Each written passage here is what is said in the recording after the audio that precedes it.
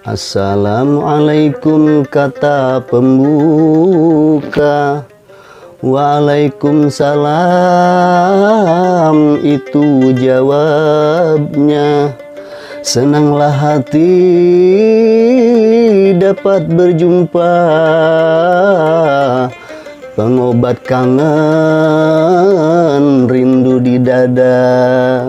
Halo sahabat sekalian, senang sekali bisa menjumpai Anda kembali dalam kesempatan ini. Pada video sebelumnya saya sungguh tidak menduga kalau ternyata menyampaikan satu catatan saja memakan waktu yang lumayan panjang, lebih dari 15 menit. Oleh karena itu, pada kesempatan ini saya akan melanjutkan obrolan kita yang kemarin. Masih ada 6 catatan lagi yang akan saya sampaikan, tapi juga saya tidak bisa menjamin apakah pada kesempatan ini saya akan bisa menyampaikan semuanya atau harus terpotong lagi nanti. Kita lihat saja nanti dalam perjalanannya. Apabila cukup lama, maka akan saya potong kembali seperti pada pertemuan sebelumnya. Oke sahabat sekalian, tanpa perlu berlama-lama lagi, sekarang silakan simak videonya sampai selesai. Let's go.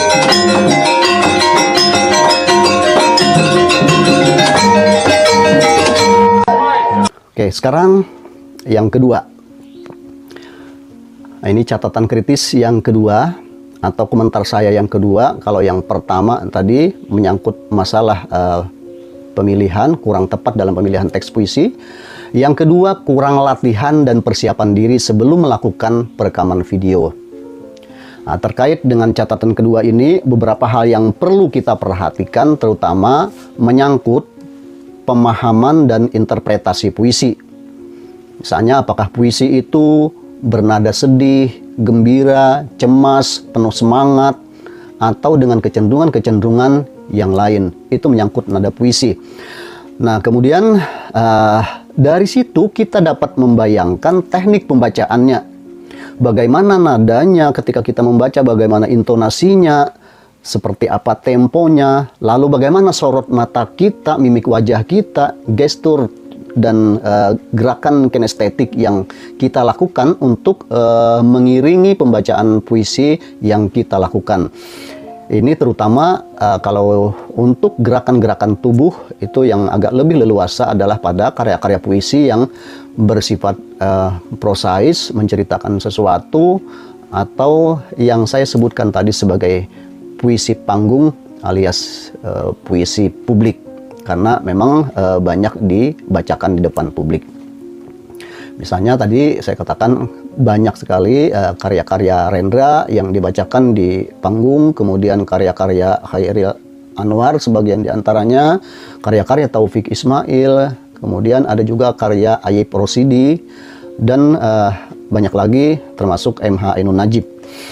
Nah sekarang yang ketiga, proses rekaman tidak atau belum didukung dengan perlengkapan teknis yang memadai. Ini sama dengan komentar saya pada saat mencermati dan memberikan komentar terhadap peserta lomba membuat video materi pembelajaran jarak jauh. Jadi sama ini terkait dengan proses perekaman.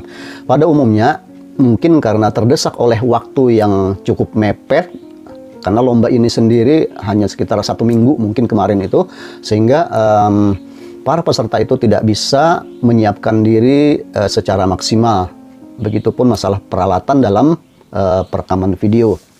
Nah, dalam hal ini terkait dengan catatan kritis saya yang ketiga ini, beberapa perlengkapan penting sebelum rekaman baca puisi dilakukan, antara lain mencakup yang pertama, alat perekam. Alat perekam ini bisa alat perekam gambar, kemudian alat perekam suara. Kalau alat perekam gambar tentu saja berkaitan dengan kamera, sedangkan alat perekam suara itu berkaitan dengan mikrofon. Tapi dalam kamera itu sudah biasanya include, hanya saja mungkin kalau jarak itu terlalu jauh dengan kamera, mungkin harus dibantu dengan mikrofon eksternal. Nah, selain mikrofon juga tripod dan gimbal stabilizer ini jika diperlukan kalau pengambilan video sinematik, misalnya sebagai untuk memberikan nuansa artistik atau gambar-gambar yang sifatnya artistik. Kemudian latar atau background. Background yang digunakan oleh para peserta umumnya seadanya. Jadi tidak ada persiapan apapun menyangkut dengan latar belakang video, di mana para peserta itu hanya menggunakan dinding, menggunakan alam terbuka, kemudian ya menggunakan apa adanya. Tidak ada misalnya dengan membuat background tambahan atau background artifisial. Nah, kemudian di samping background itu juga harus ada properti. Jadi ada beberapa benda mungkin yang bisa dikatakan sebagai seni instalasi, sehingga bisa membuat suasana pembacaan puisi itu menjadi lebih artistik secara fisik gitu ya. Nah, untuk melakukan perekaman video kita bisa saja menggunakan HP, misalnya untuk ini jenis-jenis kamera ya. Ada karena kamera HP pun sekarang ini sudah cukup canggih. Namun bisa juga kita menggunakan Handycam, Action Cam, kamera DSLR, mirrorless, atau jenis-jenis kamera yang lain. Nah, ini banyak sekali pilihan kamera sekarang ini, mulai dari harga yang murah sampai dengan harga yang sangat mahal. Jadi tergantung dari budget kita untuk membeli peralatan itu. Tapi kalau ingin mendapatkan hasil video yang maksimal, tentu saja kita memang perlu modal untuk membeli peralatan-peralatan rekaman. Nah, sekarang kalau menggunakan HP saja misalnya tadi, hal yang harus dipertimbangkan secara serius adalah masalah kualitas gambar dan kualitas suara. HP ada yang kualitas kameranya dengan dengan daya yang cukup tinggi, pengambilan gambarnya bagus, tapi ada juga HP yang kualitas kameranya kurang bagus, sehingga hasil videonya pun nanti juga kurang bagus. Nah, kemudian terkait dengan alat perekam suara, tadi kalau kita menggunakan HP, lalu dengan mikrofon bawaan atau mikrofon internal yang ada di dalam HP itu sendiri. Nah, dalam hal ini kita perlu mempertimbangkan masalah jarak atau gerakan yang mungkin dengan tempat yang berubah-ubah. Jika kita rekaman dalam posisi yang agak jauh, kalau saya kan seperti ini agak dekat, ini pun harus dengan bantuan kamera eksternal untuk mendapatkan kualitas suara yang lebih baik. Nah, saya ulang, jika kita rekaman dengan posisi yang agak jauh atau berpindah-pindah tempat, sehingga menyebabkan antara kita sebagai pelaku dengan kamera itu cukup jauh jaraknya, maka kualitas suara itu semakin jauh itu pasti akan semakin kecil. Oleh karena itu, ketika kita menjauh, nah ini yang diperlukan mikrofon eksternal. Bisa mikrofon dalam bentuk BM800 misalnya itu. Nah, itu pun juga kalau dalam jarak dekat. Untuk jaraknya yang agak jauh, itu sebenarnya yang lebih pas adalah menggunakan mikrofon clip-on. Saya tidak promosi ini ya, tapi clip-on yang kualitasnya agak bagus itu misalnya dengan merek Boya ya.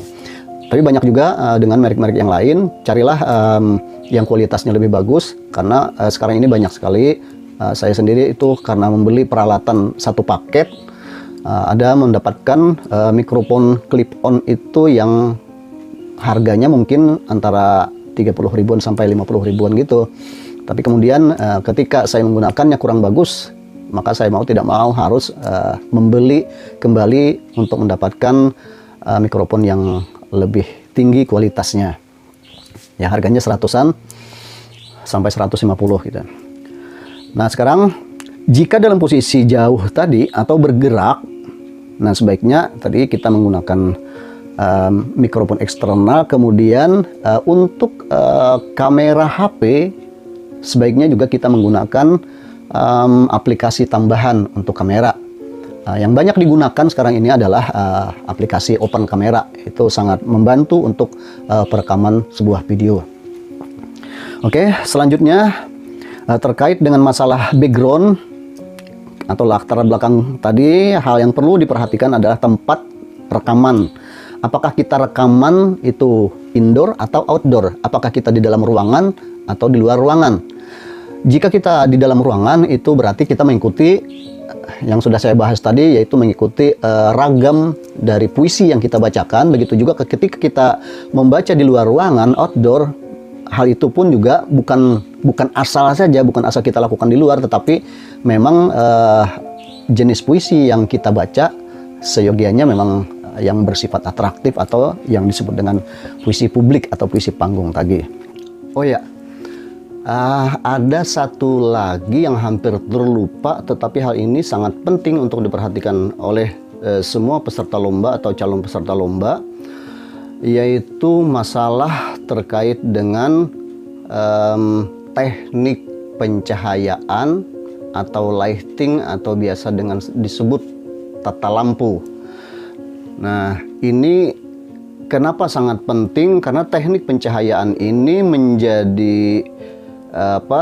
menjadi pendukung yang ikut mempengaruhi bagaimana fungsi background itu, propertinya, dan terutama penampilan seorang pembaca puisi sendiri. Nah, melihat atau mencermati karya-karya para peserta lomba yang ikut dalam lomba yang saya bicarakan ini, secara umum tidak ada satupun peserta lomba yang mencoba untuk mengeksplorasi teknik pencahayaan buatan seperti penggunaan lampu LED misalnya atau lampu laser yang didesain sedemikian rupa untuk mencapai efek estetik tertentu atau efek artistik.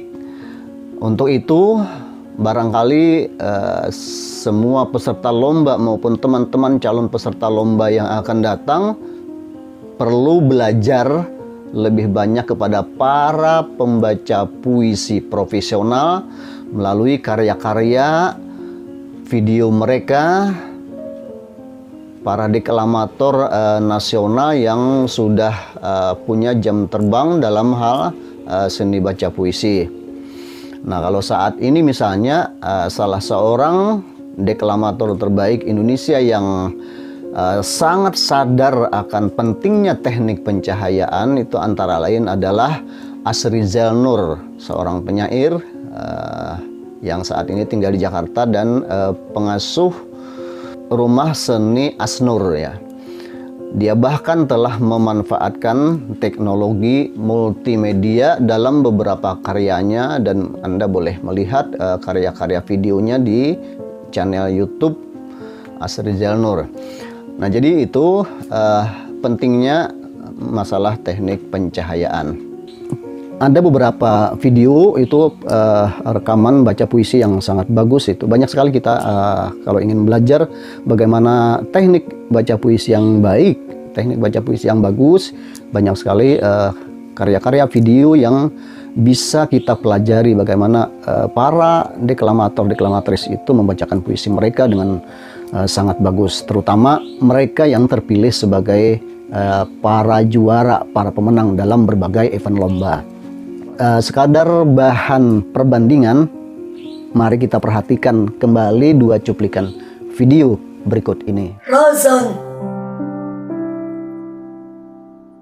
bagaimana aku memulai kisahmu? Yang rupa-rupa membakar agar Tuhan dan diri.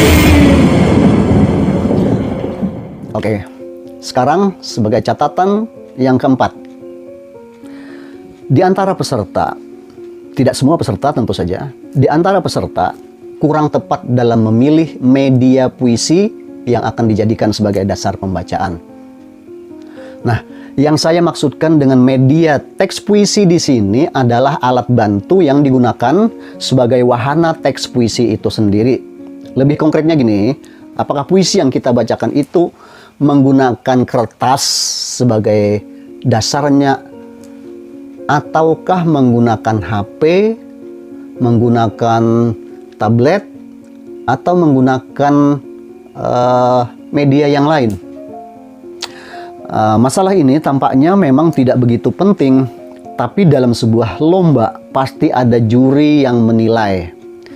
Kalau kita menggunakan HP misalnya, maka sangat mungkin tim juri yang menilai kita akan mendapatkan kesan bahwa kita sebagai peserta kurang serius dalam mempersiapkan diri.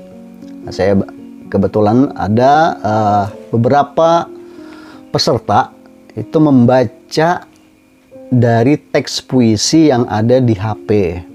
Saya kira dibandingkan dengan menyiapkan sebuah teks puisi di atas kertas dengan menggunakan map, bahkan ada yang menggunakan alas yang dengan bentuk tertentu yang memang disiapkan secara khusus untuk tempat teks puisi itu, tentu saja di situ akan kelihatan keseriusan kita sebagai peserta. Kalau kita menggunakan HP saja, itu kelihatan sekali kita ingin segala hal dengan cara yang instan. Tidak ada usaha untuk mendapatkan hasil yang terbaik. Nah, jadi ini sangat perlu dipertimbangkan oleh seorang peserta. Nanti mungkin ada teman-teman yang mau mengikuti lomba baca puisi atau lomba membuat video baca puisi, maka media teks puisi itu sangat penting untuk kita pertimbangkan. Perhatikan lagi 2 cuplikan video berikut ini. Mari kita saksikan. Kicauan indah terdengar di telinga. Angin berembus halus menembus kulit.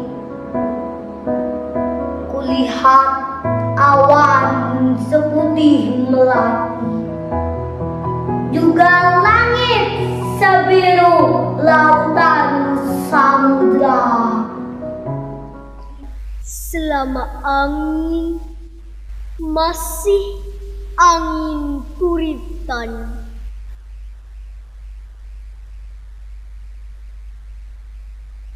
dan matahari pagi menyinar daun-daunan dalam rimba dan padang hijau. Walah, ternyata sudah cukup lama saya berbicara, dan saya kira dengan catatan keempat ini saya sudahi dulu pertemuan kita karena sudah terlalu panjang, sehingga perlu jeda untuk melanjutkan obrolan kita pada kesempatan ini. Oke, sampai di sini dulu pertemuan kita. Sampai jumpa lagi pada video-video mendatang, dan jangan lupa like, subscribe bagi yang belum, share ke media sosial lainnya, kemudian beri komentar pada kolom komentar di bawah ini, dan satu lagi, aktifkan lonceng notifikasinya sehingga Anda terus bisa mendapatkan informasi kelanjutan video-video saya tentang hal ini maupun pada video-video lainnya. Terima kasih. Sampai jumpa. Assalamualaikum warahmatullahi wabarakatuh. Salam literasi.